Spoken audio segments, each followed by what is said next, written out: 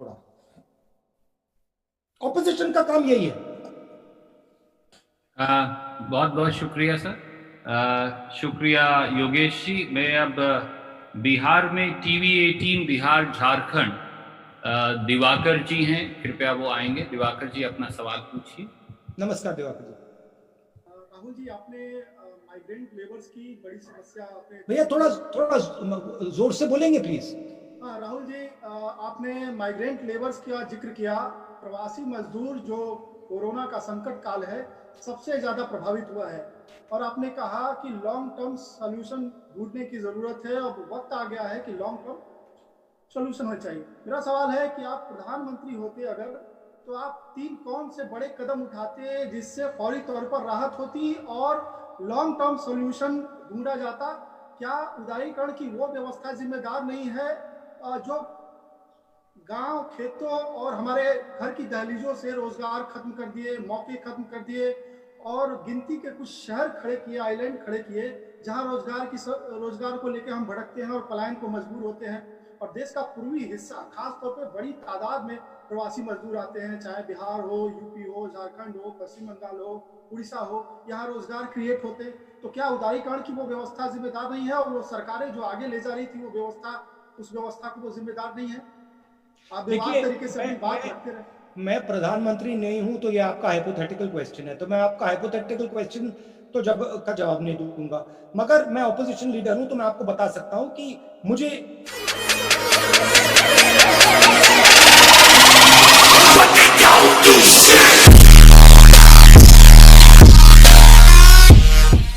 Short term में, medium term में, long term में मेरी क्या सोच है।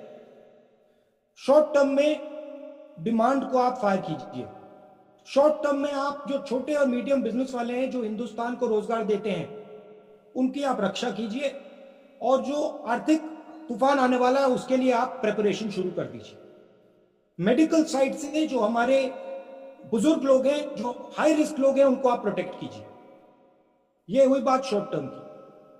मीडियम टर्म की बात जो है, ये जो स्मॉल एंड मीडियम बिजनेसेस हैं इनको आप सपोर्ट कीजिए, पूरे देश में सपोर्ट कीजिए। और in small and medium businesses जो 40% रोजगार हिंदुस्तान को दिलवाते हैं, इनको आप फाइनेंशियल सपोर्ट दे के इनको आप बड़ा कीजिए, और बिहार जैसे प्रदेशों में ही रोजगार तैयार कीजिए। तो ये ब्रॉडली मैंने आपको बताया। कभी आप मुझसे गहराई में बात करना चाहते हैं तो मैं आपसे गहराई में बात कर सकता हूं इनके बारे में, बट ब्रॉडली जब जब कोई घर छोड़ के जाता है तो रोजगार के लिए जाता है, भविष्य के लिए जाता है, अपना भविष्य बनाने के लिए जाता है। तो रोजगार की हमारी एक क्लियर कट नेशनल स्ट्रेटेजी होनी चाहिए। Thank you, sir. May I now go to Tamil Nadu?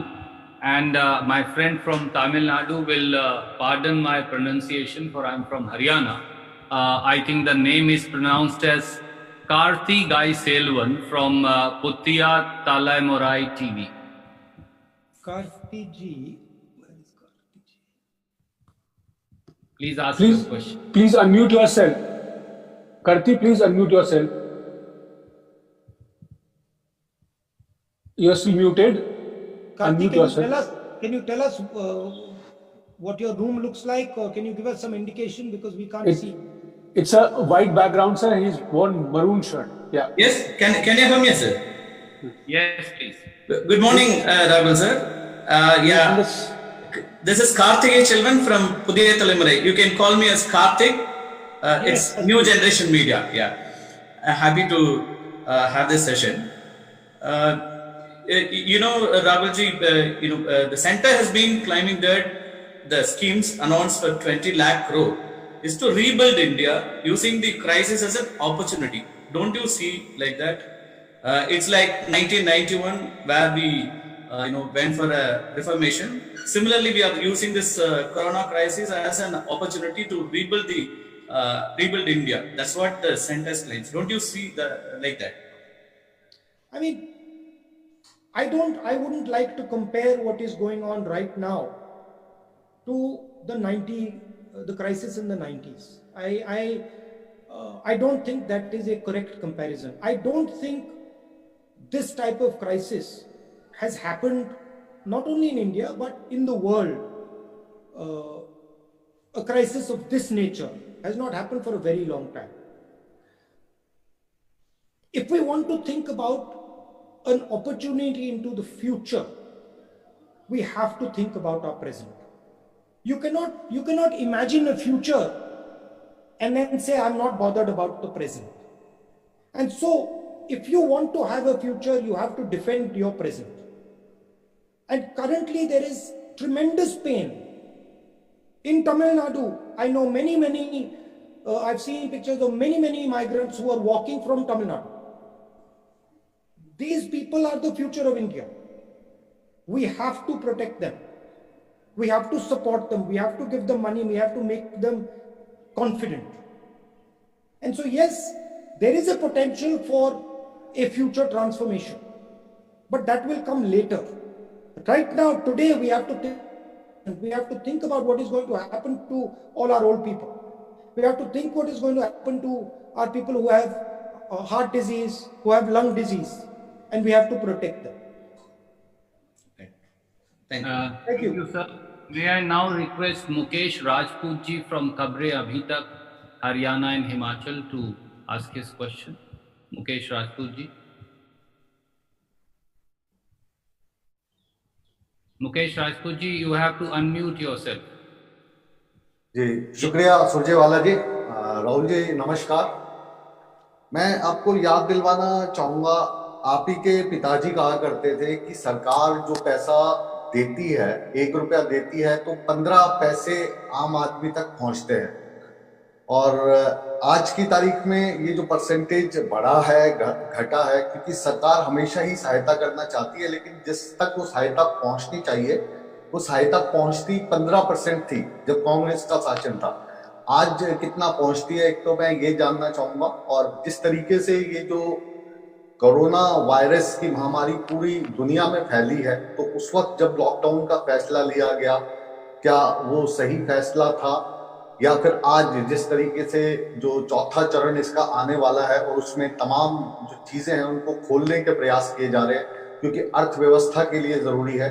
तो आपकी दृष्टि में अर्थव्यवस्था जरूरी है, लोगों का सही सलामत रहना जरूरी है, किस तरीके से आप इन सब चीजों को देखते हैं? ये जो आप एक चॉइस दिखा रहे हैं जी, कह रहे हैं कि या अर्थव्यवस्था को प्रोटेक्ट किया जाए या हेल्थ को देखा जाए, ये एक फॉल्स चॉइस है। ऐसी कोई चॉइस नहीं है। हिंदुस्तान काफी इंटेलिजेंट देश है। हम अगर ठीक से प्लानिंग करेंगे तो हम दोनों चीजों को बैलेंस करके निकाल सकते हैं। मैं यहां यह नहीं कहना चाहता हूं कि लॉकडाउन ठीक था, लॉकडाउन गलत था।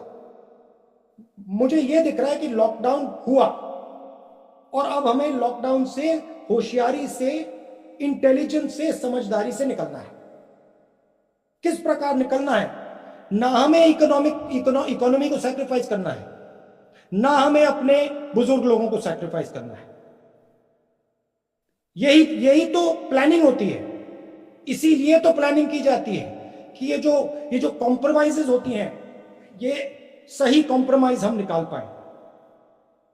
तो आइडिया होना चाहिए कि जो हमारे रिस्की लोग हैं, कमजोर लोग हैं, उनको पूरा प्रोटेक्ट करें और अर्थव्यवस्था को जल्दी से जल्दी शुरू करें। ये चॉइस नहीं है, ये एक फॉल्स चॉइस है कि एक ही करा जा सकता है, दोनों करे जा सकते हैं।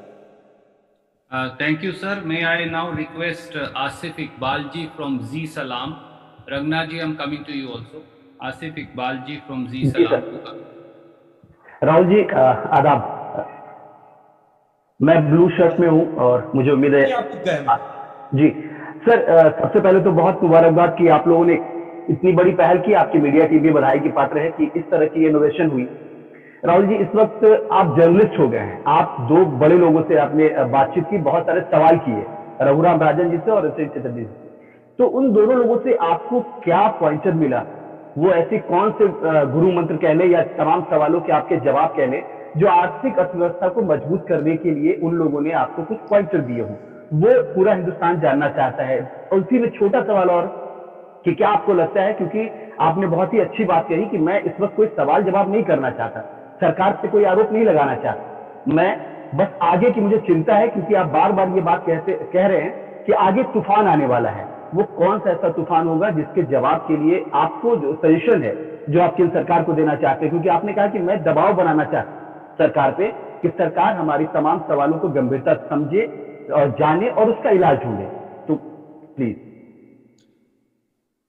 देखिए, आपका पहला सवाल क्या था? सॉरी सर, दोनों लोगों से आप मुलाकात की, आपने सवाल किए रघुराम राजन जी वाले से। देखिए, मैं जर्नलिस्ट नहीं बन रहा हूं, तो आपको मतलब घबराना नहीं चाहिए। मैं आपका रोल नहीं अपना रहा हूं।